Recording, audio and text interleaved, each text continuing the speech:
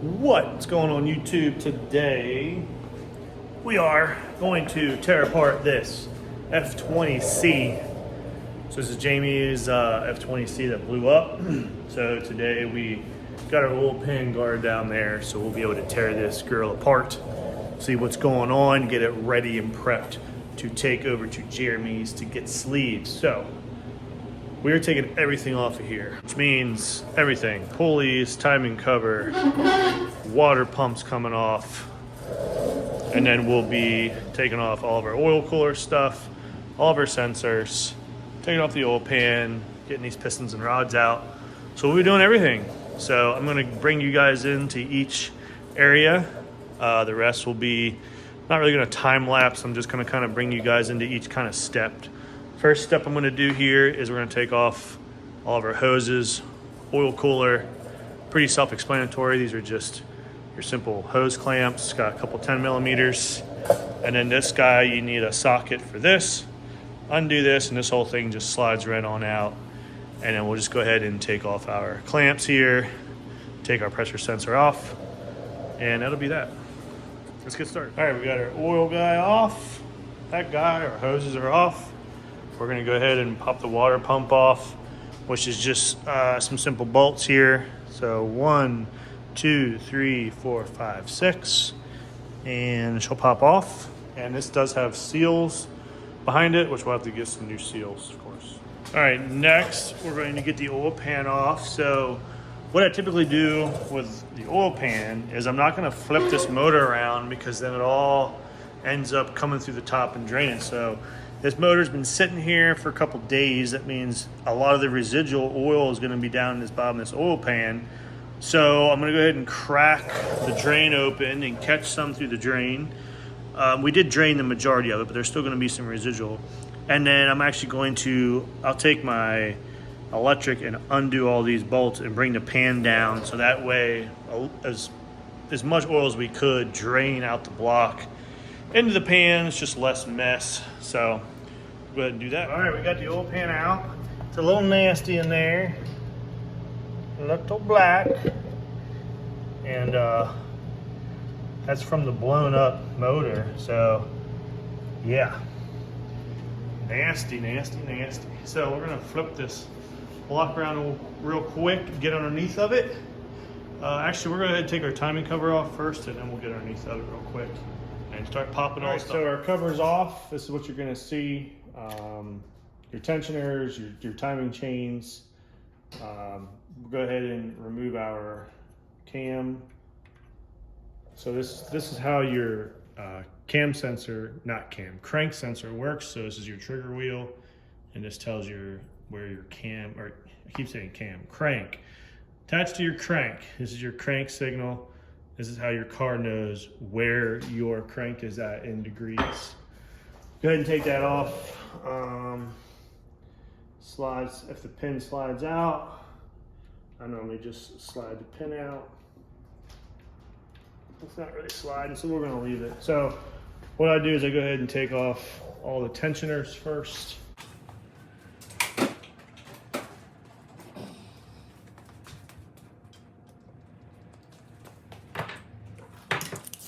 So the first recommend I'll break all the tensioner bolts up first, get those broke loose. I got one more big one here. That was pretty tight. Doesn't need to be that tight, guys. That's a little excessive. This is why it's important to follow the book. Go ahead and take this guy off a while. Alright, tie this outside. Go ahead and break this guy loose. Look, that was a club.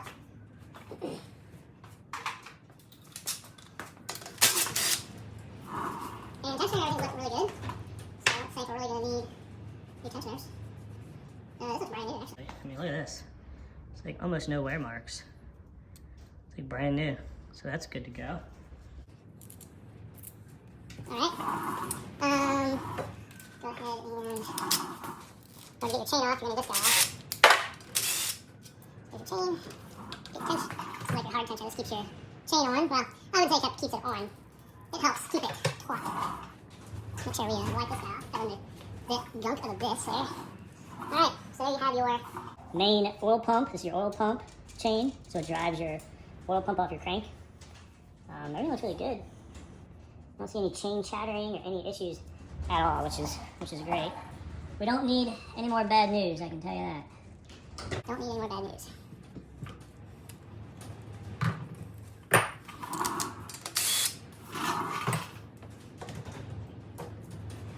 Roll it around. Watch it dunk all the good stuff. A little bit of water, a little bit of oil. There we go. And we have our underneath. And then swing it up, swing it down, bring it back in. Alright, so here you can see.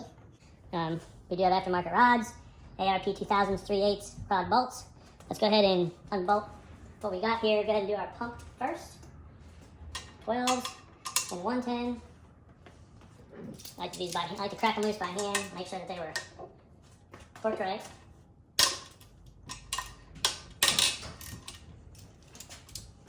The 10 mils, not quite important, as important. Take 10 mil out. Let's draw these guys out. You got a long one, and then you got a not such long one. And I'm gonna be setting our oil pump over here. So what you have to do is you have to kind of work the oil pump Off and the chain at the same time. There we go. We got our chain and we got our oil pump marks. But Other than trash marks, we're not going to have any bearing damage as far as I can see. So the bearing should be alright. This is our... there's material. That's nasty black stuff that we're seeing. This is all the carbon composites and all the crap that piston the wall is messing up. we're going to start with number 1, I think.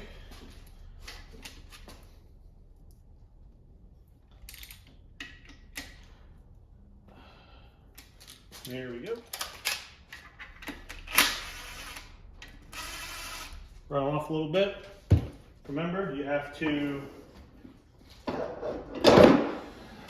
take a hammer, hammer these off. There we go. Here, because sometimes when you have a messed up piston like that, when the tension has like no ring, or the rings have no tension, sometimes the piston can just drop straight out. We didn't want that to happen. All right. Here's our bearing. If I can focus, there you go. Like I said, it actually looks a lot better than I thought. Not a lot of trash.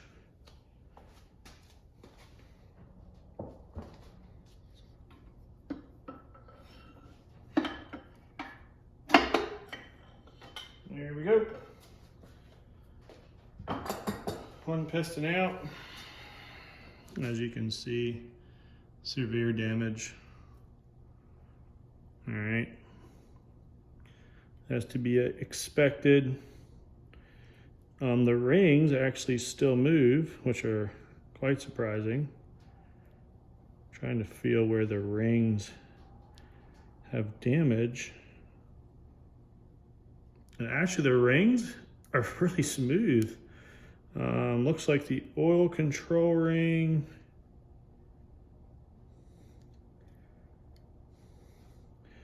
The oil control ring has a stabilizer ring in it, so they're usually pretty tight. Oh, nope, that's moving. There we go. So yeah, all the ring packs are moving, so that's good. Obviously that's not good. Looks like we have a H-beam rod. These are the CP pistons, I believe, 87.5 CP piston. Pretty large pins, but I mean, this is fine for the kind of horsepower that he wanted. And the top bearing looks good too, besides my mark that I just made with my tool. The bearings look really good in this motor though. So I'm gonna see what kind of bearings these have on them and go from there. All right, so these are standard ACLs. Look amazing. That mark is from me, so don't look at that mark. But yeah, looking really good. Coating is pretty much all still there. I mean, the entire coating is still there. So ACL standards are working well in this motor. No bearing problems whatsoever. Again, it was just a piston to wall problem, AKA most likely a tune issue. So we're gonna go ahead and pop the rest of 3 of these out. Again, guys, same situation, you know, breaker rods, bolts loose, tap them out, pull the piston out from the bottom, you got your piston. So pretty self-explanatory. We're gonna go ahead and get the rest of these out, take a look at the bearings, see how everything's looking. I am interested to measure the piston to wall clearance. So we'll measure the piston, we'll measure I try to get a good area and measure and see how much P to wall this motor had. So we got them all out. Of course, we got some good piston damage, but rod bearing wise, this motor was living really well. This is the top bearing. You can tell it was making some power. You can see the wear right in the middle, which is good timing. It was definitely making some power at one point to you know, wear through that coating on the top. And then bottom bearing looked really good. They have really good tension inside the halves, so the bearings weren't overheated. So yeah, good job on bearing clearances. This was a well put together motor. Next, we're going to try to get a good measurement of the piston here on a good spot. And then we're gonna go ahead and measure the bores. We will pull the bed of the crank out, pull the crank out. It's a shame that this crank is bad because the journals look perfect. Absolutely nothing wrong, and it's moving really good in the bed. My guess is that the mains look just as good. So it is a shame, but yeah, this crank is no good in my opinion. Some guys are gonna tell you, oh, weld that up, machine it down, etc., etc. In my opinion, it's not worth it.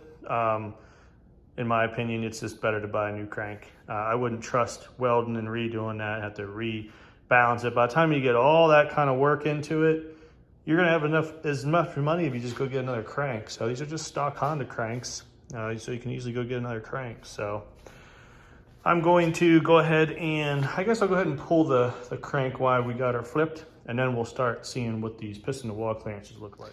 All right, we got our bolts off. So now we're gonna go ahead and pop this bed plate off. You typically need a flathead screwdriver, and you gotta find your pry areas. There's one on this side. And I'm gonna tell you, these are really glued down a lot of times. There we got our pry area there.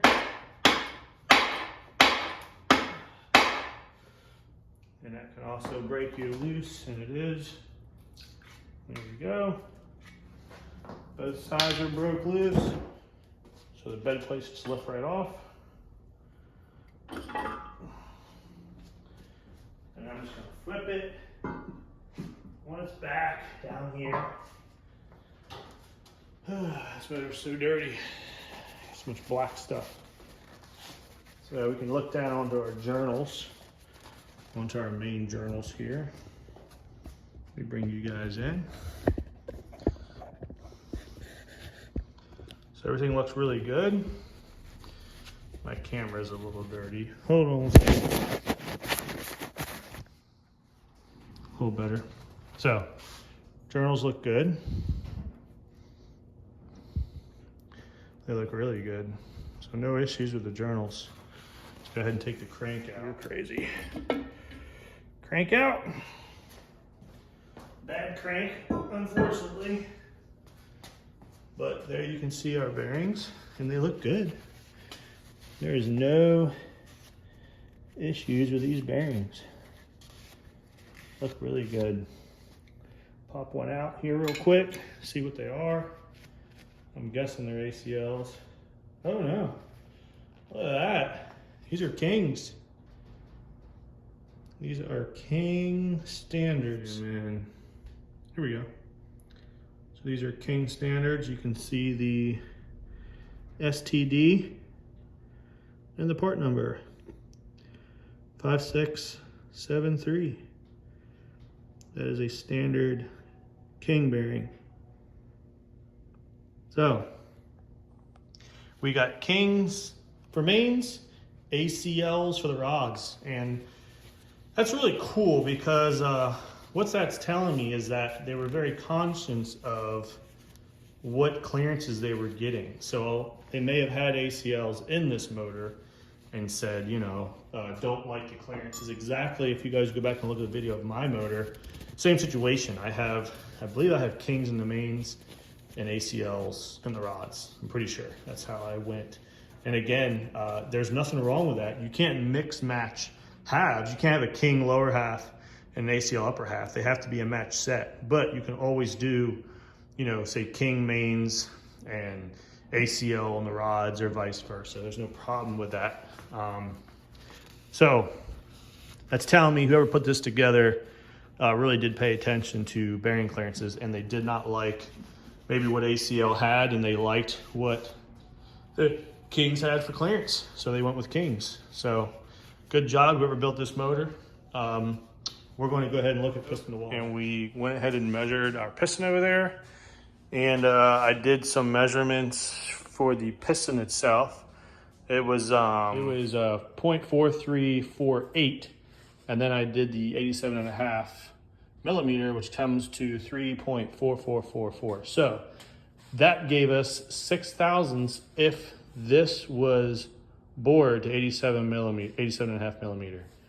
So I was like, all right, well, if this is 87.5 millimeter, we'll get 6 thousandths clearance. And bam, 6 thousandths clearance, guys, on the money. Right there. So we got 6 thousandths, which is plenty. So I run 6 thousandths on my race motor that has a steel sleeve and a 2618 piston. So there's two types of forged pistons. There's 4032 and 2618. So 2618 is what you normally will see in a high turbo, high boost, supercharged nitrous application. It's a little bit more malleable and it takes more of a beating.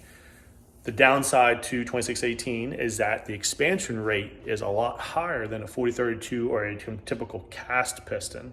So 2618 you're gonna see in most of your high-end performance builds, but you need a lot more piston to wall. 6 thousandths is acceptable. I mean, even down to 4 to 5 thousandths on a little bit tighter street motor, but as you get larger with your numbers and horsepower, you need to step up your piston to wall because those pistons will expand. So 4032 is a great forged piston. They're a little bit harder and they're not going to take as much abuse. So if you detonate them, they can have some problems, but they do not expand as much, which means you're gonna have a tighter piston to wall clearance, which means a much quieter, more streetable, sealed up motor. So you would see them more in kind of factory style stuff. But again, you guys are looking for super high horsepower, really beating on it, drag racing, road coursing, you're gonna want a 2618 piston. I don't know what these are. I actually looked up this part number to see if anything popped up on the internet, and I got nothing. So I really don't know what these are. I can't really tell by looking at them. They, in my opinion, they don't look like the typical 2618. They look more like a harder alloy, but I could be wrong. I'm not sure. I could hit up CP and kind of ask them. Jeremy would probably know. I might shoot Jeremy a quick message and say, hey, do you know what these are? But either or, 6 thousandths clearance is a lot. I mean, even if this was a 2618 piston, 6 thousandths is more than enough. So we shouldn't have had that problem. So build wise, this motor was built well. Got good piston to wall. Obviously all the bearings were good, mains were good. It was put together correctly. So not an engine builder's fault at all. I'm basically gonna blame this all on tuning or operator error. So the reason I'm saying operator error is because, I mean, this could have been as simple as he lost a coolant hose and the motor got to 250 degrees and the pistons just started swelling up and they kept beating on it. Stuff like that can cause this problem. Another thing that causes this problem is very lean condition. So operator error could have been, this motor could have been tuned on, say, 18 pounds, 20 pounds of boost, and he could have went out there and shoved 35 or 40 pounds in this motor. It was not tuned for it. The fuel system cannot support that, and it could have seen a very lean condition.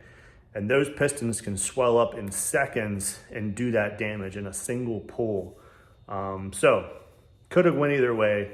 Again, guys, you need to have all the information to really see why the motor did this. If I would have had like a data log on the pull that it actually blew up on, sometimes that can tell you a lot, sometimes it can't. Obviously with my motor, it couldn't tell us anything, just simply because what happened to my motor was a bearing issue. Then there's really nothing to tell you. If bearings were getting eaten up quickly, you could have seen some oil pressure issues, but my motor had solid pressure all the way through the blow up. So hard to tell sometimes. Sometimes even data logs will not really tell you what exactly happened, but they can help. So my determination here is that it got hot, and I don't know what caused the heating. Could have been tuned, could have been operator, could have been a combination of both, but it got hot. I can tell you that the motor was put together correctly. The motor looks really good. And we're pretty much gonna throw the same kind of bearing setup that it had in it, probably standard Kings or standard ACLs. It lived well. And Jamie only wants 500-600 horsepower, so this is a good setup right here. So we are done with teardown. The only thing else I'm gonna do is I might throw the top ring in here and just kind of see what the ring gap was, just for giggles. We'll do that real quick. So I forgot to really bring you guys in on the mains, but look at those. They look gorgeous. No problems at all. These mains are holding up super duper well. So, standard gap, or standard race bearing on the bottom looks like she is holding well. Of course, we will always do our micrometers and we're always gonna check our gaps, but these look great. Well guys, that's pretty much gonna do it for today. I ended up cleaning up his oil pump. Oil pump's nice and clean. And I did take it apart and made sure that the oil pump was good to go. Also cleaned up the old oil pan, and that sucker was dirty. But so we got everything cleaned up, ready to go. Block is ready. Pressure washed it here this morning, and it's ready to go off with Jeremy. So we are taking this off to Jeremy's this week and waiting on him to do his magic. So it's gonna get full closed deck sleeve, Jeremy Allen sleeve job, O-ring as well.